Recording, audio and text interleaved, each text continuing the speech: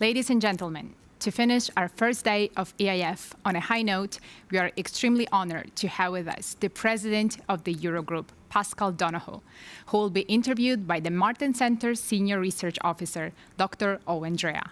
Owen, we are all ears. Thank you, Anna. And welcome to all our visitors from around Brussels and indeed from around Europe. A special welcome to our guest speaker, Pascal Donohoe, Minister of Finance for Ireland and President of the Eurogroup. Just before we start, please do ask a question directly to me at Andre on Twitter. Our hashtag is EIF21, or on the Martin Centre Facebook or Twitter pages. Minister, welcome. Thank you for taking time out of your busy schedule. I would just like to start by talking about the current economic outlook. We're kind of in this borderline economic recovery phase. We've got GDP, consumption is bouncing back, but still we've got the hangover of significantly increased public debt. I was just wondering about how do you view the current economic outlook, and how can we ensure long-term recovery and not just kind of a short-term economic rebound? Good evening, and thank you very much for the opportunity to participate in this forum. I am optimistic, Owen, about the short-term outlook, but there is a key risk, which I'll mention in a moment.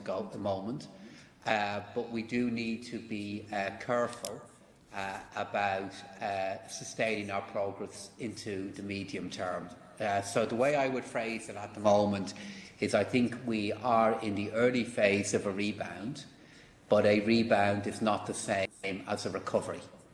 A rebound, however, is the first step that we need in the delivery of a recovery, because without the rebound then leading to a recovery, the challenges that we have with employment, the challenges that we have with income growth, and the challenges that we have with debt sustainability will then not be surmountable. I believe overall that in Ireland and across Europe, even at the moment, our growth prospects across 2022 and 2023 are actually understated.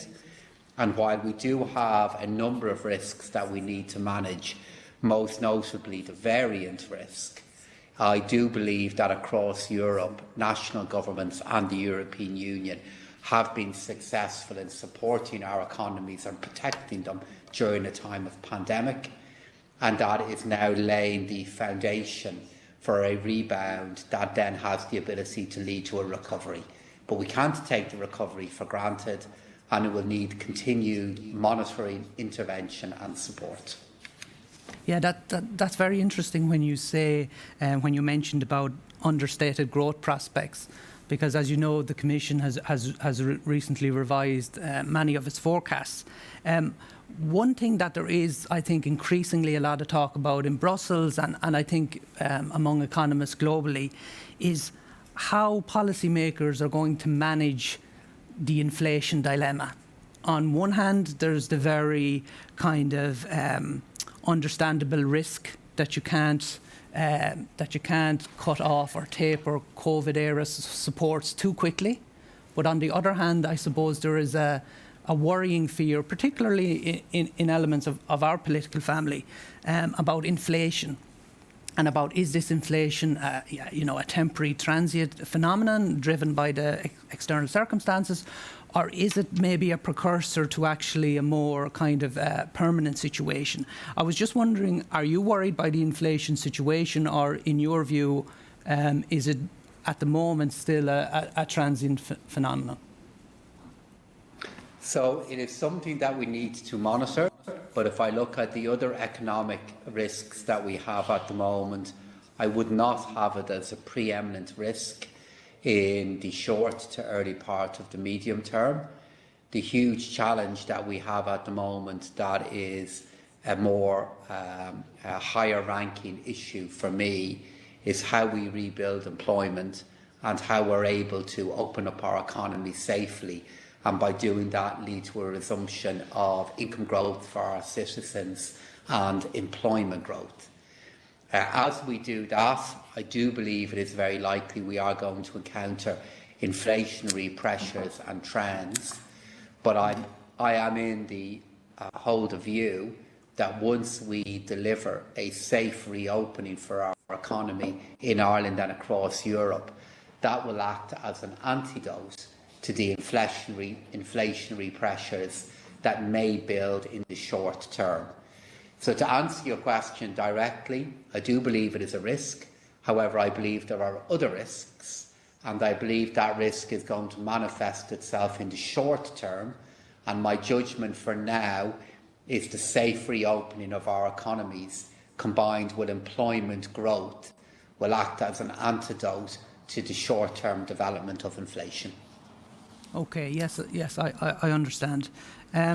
If I could just move on a little bit, I think one thing that's particularly starting to be understood is that the scale of the economic disruption brought about by the pandemic has really brought a renewed kind of focus on issues to do with fairness and equality, be it gender, be it income, be it taxation, be it member state solidarity. And I'd just like to briefly talk about how this might impact upon the governance of the Eurozone, because the Commission will soon relaunch their review of economics governance of the Eurozone. And I was just wondering, do you think this is a time where possibly we could be looking at some really fundamental reforms? I'm always struck by the fact that, you know, economics is, after all, it's a social science. It's not a mathematical science.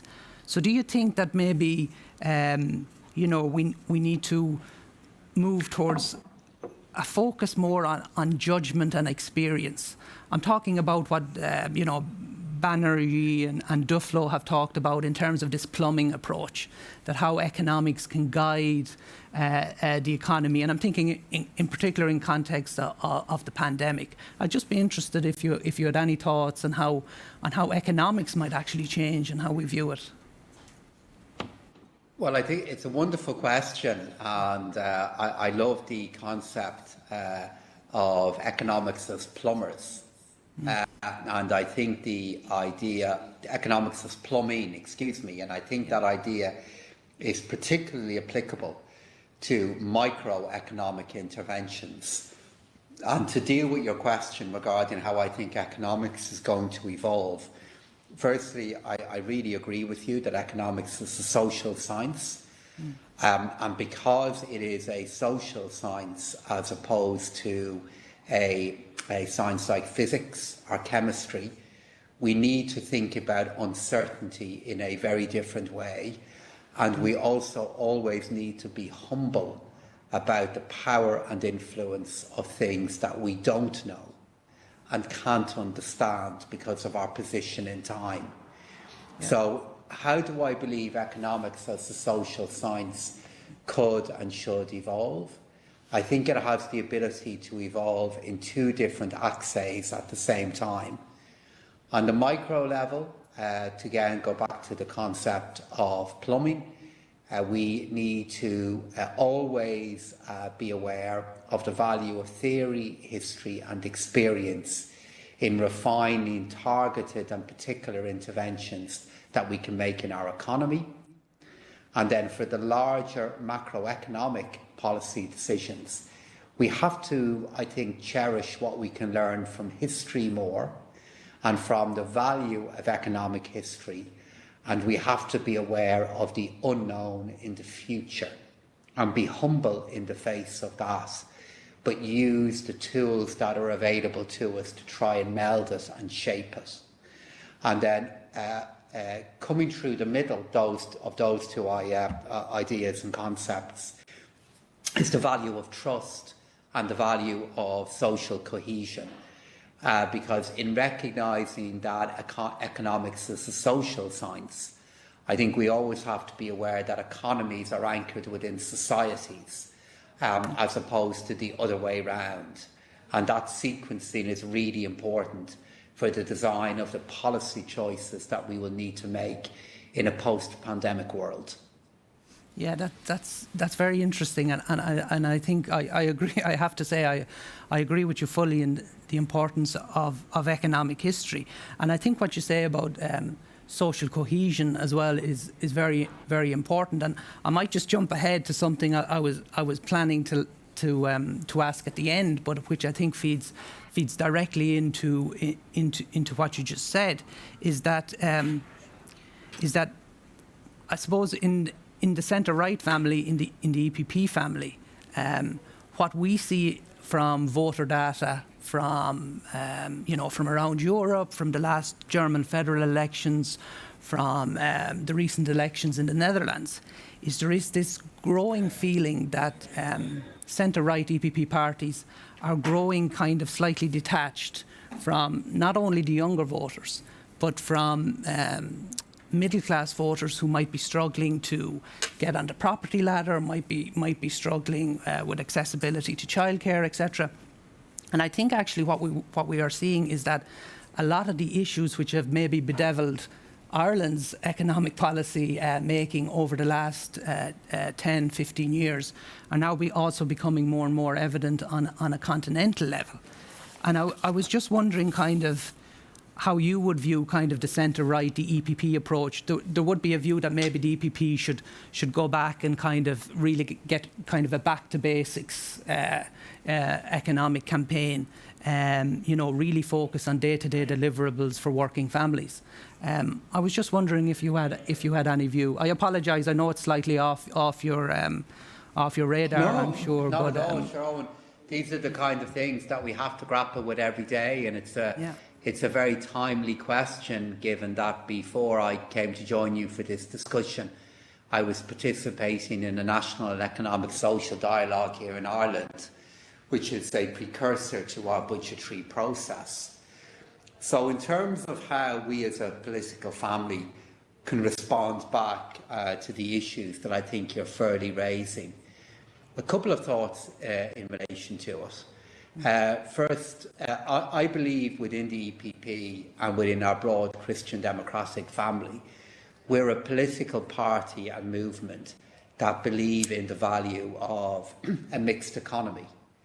So the things that are the most important to make progress on, we don't believe an economy that is unregulated can achieve on its own, and we don't believe a government that doesn't recognise the role of entrepreneurship and wealth generation is a government that doesn't recognise those things also isn't in a position to make progress on really important things on its own as well. Yeah. And that is why we, I think, in our political tradition, make the case for a strong and effective state sitting alongside and integrated into an economy that is regulated and is subject to the appropriate degree of both oversight and taxation, which is why I've always rejected the kind of neoliberalism that I believe did become intertwined with centre-right economic policy and politics for too long.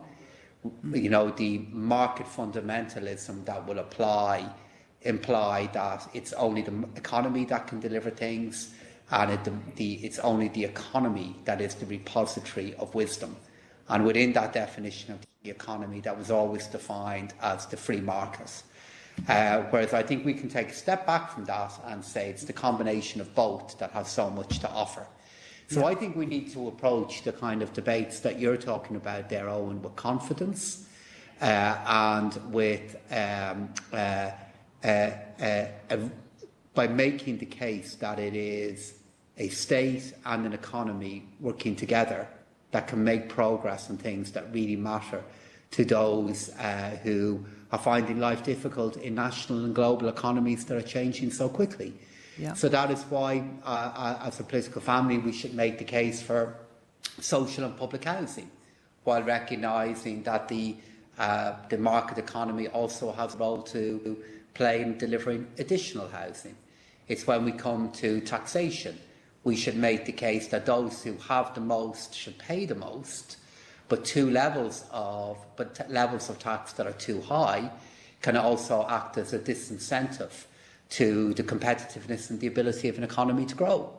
So, Owen, I think we could spend all night discussing that particular question, but there's some ideas as a starter to get going on them. Yeah, and I think, Minister, as you say, I think what will also be very interesting, or a very interesting example that's now a non-EU example, will be that of the British Conservative Party policy in the UK in terms of this much heralded process of levelling up. And, maybe also Britain is also a warning about, in attempts to broaden electoral support, you have to be very careful about your base, as we're now seeing probably in the south and the southeast of England. I just want to jump back to I suppose your more pressing day-to-day agenda, which is we here in the Martin Centre, we were heavily involved around 2013, 2014 in issues relating to banking union and the completion of banking union. I was just wondering, in your role as president of the Eurogroup, do you detect kind of a political will to kind of work towards a finalisation of what has now been a kind of a reform that's been hanging around for almost a decade? I realise it's a very complex issue in terms of minimising banking risk, etc. But do you detect kind of a political willingness or a political momentum that might see some type of agreement reached in the coming years? Well, there is political willingness and political momentum behind doing it, but I think it would be fair to say that we have more progress to do to achieve, to turn that momentum into concrete agreements. So that was, I think, typified by the progress that we have made over the last 6 to 8 months overall. We made progress towards the end of last year in the strengthening the safety nets of banking union, in strengthening the role of the Single Resolution Fund and the European Stability Mechanism. But you'll be aware that in our most recent Eurogroup meeting, we were not able to get progress on a revised and credible work plan for the completion of banking union. So I would summarise it as momentum and commitment being there, but we have to work harder, Owen, to get that momentum to the final stage so that we're able to deliver an agenda for more work and more progress in the life cycle of the current Commission. So we have achieved much, but we have a lot more to do. Okay, thank you, Minister. Yeah, it's interesting because I think the feeling was in Brussels was that around 2013, 2014, I suppose the legacy of the Great Recession and the political capital that had to be expended to get Europe through that crisis really resulted in some unfinished reforms like banking union. So it's I suppose we're hopeful and we hope to see movement on that issue in the future. But I quickly make the point, Owen, that while you are absolutely correct to point to what more needs to be done, you're dead right to say that, we should also acknowledge progress that has been made and work that has been completed. So if you look at the regulatory framework that we have in place for our banking system here in Europe, if you would look at the single supervisory mechanism, the single supervisory board, if you would look at the changes that were just agreed there last November, if you look at the fact that our banking system has come through a pandemic, but we have not seen a recurrence of the very difficulties that we all experienced a decade ago, that does point to progress made. But equally, though, your characterisation of it being an incomplete union when it comes to banking union is fair. And we have further work that we need to do in the next couple of years to make progress in some important areas. Yeah, thank you. We only have maybe 6 or 7 minutes left, but I have received a couple of questions which are broadly, variations of the same topic, which was looking back now on the last kind of 5 or 6 years of the Brexit process. I suppose specifically from an Irish context, what do you think are the real lessons of Brexit that Ireland can take, kind of moving forward? So the two, Yeah. the two that I would offer is that the Brexit process will be ongoing. It is a process, it's not a project. It was a game changer for Ireland with regard to the United Kingdom deciding to leave the European Union. And we need to ready ourselves for developments, for challenges, and also for opportunities that will always be ongoing. But then as we are in that stream of activity, I strongly believe that the best structure, the best compass that Ireland has for guiding itself through that is our membership of the European Union. And Brexit has reaffirmed for me that the Union is an extraordinary project for deepening our economic and political and our social freedoms. So that is my abiding learning from where we are at the moment. And I think one of the other really important issues in recent years has been not to underestimate the value of solidarity within the European Union, but to recognise that it takes time to build that solidarity, but once it's in place, it's deeply, deeply precious and deeply valuable. Thank you, Minister. And I think we just have time for one final question, which also came into me on Twitter, and that's about the role of small states in the European Union. Do you think that the pandemic has, and Brexit, I guess, has kind of strengthened the position of small states in the European Union, or at least in a sense given them more confidence to be able to speak more freely and be more confident about putting forward what their priorities are at a Brussels on a Brussels stage? I was at an event in Estonia a couple of weeks ago, and this kind of came up as an issue about how small states can have more confidence in Brussels, and Ireland was taken as the obvious example. So I think Brexit really had that effect.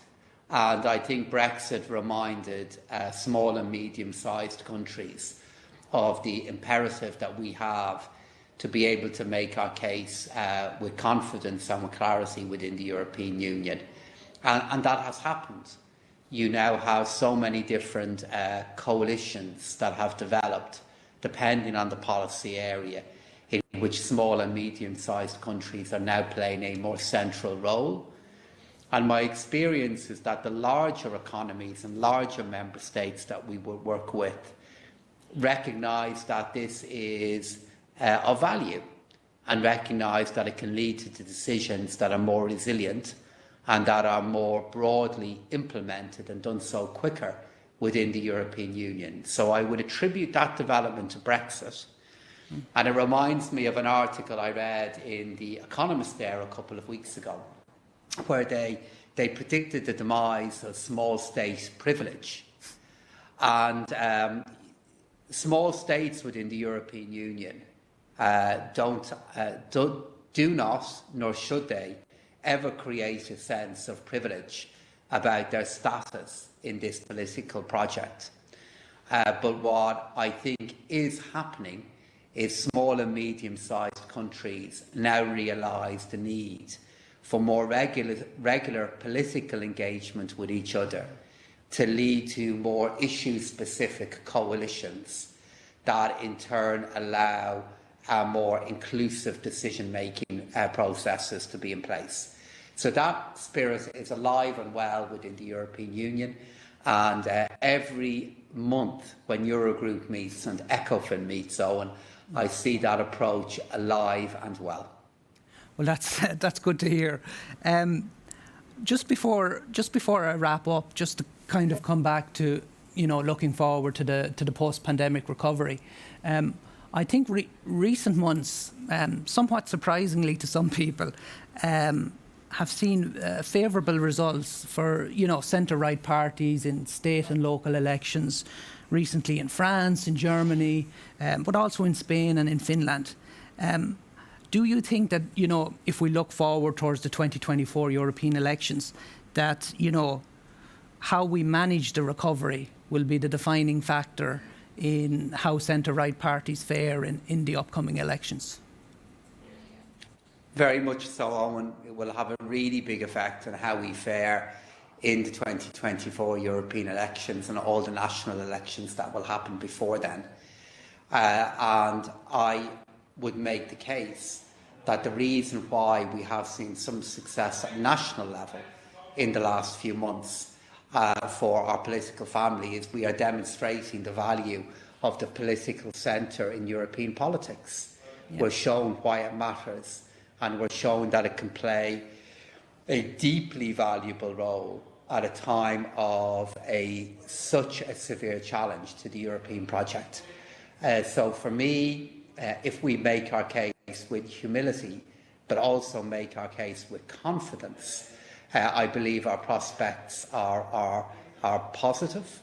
We cannot take them for granted, but I do believe the recent elections that you've just mentioned should give us confidence about the ability to make our case and for that to be heard by citizens in the European Union. Yes, thank you.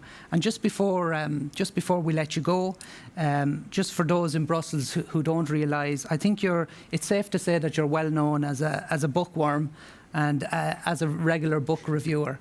I was just wondering if you could recommend one or two books for our vacation reading this summer. My God. Yeah, I love reading, and you've caught me on the hop now. If I was to pick out two books, yeah. So I will pick a book of history, and then I will pick an Irish novel. Okay. So if I begin with a book of history, I read a book there a few weeks ago called The Sovereign Isle by Robert Toome. And this was a novel, a work of history by a British historian of France, okay, who was making the case for Brexit and why he voted leave and why he believed that Brexit was more consistent with the sweep of British history than membership of the European Union. Okay. And while I vehemently disagree with what he wrote about Ireland and completely disagree with what he writes about the Eurozone in the book, it is still the most elegant articulation for the rationale for Brexit that I have come across in quite a while, Owen. Okay. And I do think it is worth a read. And then if I was to recommend a novel, I would recommend an Irish novelist called Ronan Hessian, who has published two books, the latest book of which is about a footballer who has an incident in his career that really affects the rest of his footballing career and his family. And it feels a very appropriate novel, given the European Championship are on at the moment. But it is about soccer, but about life really. Sport is just an analogy and an introduction into a deeply warm novel, and that's called Panichetta. And then his novel before that is a beautiful novel called Leonard and Hungry Paul. And I think in these times, we all need a little bit of humour, we all need a little bit of warmth, and we need fires that are about heat as opposed to burning. And those two novels are a nice sequence that will do that. What would you recommend, Owen? I think the one book I would recommend would be, again, an Irish novel, which I think everybody in Europe has read at this stage, which is Normal People, or at least seen on the TV adaptation last year. One other book, just to finish up before we go. And Sally Rooney, of course, has another novel coming out later on in the year. Exactly. So maybe if any member of our EPP family has not read Sally Rooney, that's a good place to begin. Absolutely. Well, Minister, I want to thank you very much. I really enjoyed that conversation. I hope you found it useful. Hopefully a little bit more exciting maybe than some of the Eurogroup meetings. So thank you very much. I want to thank all our viewers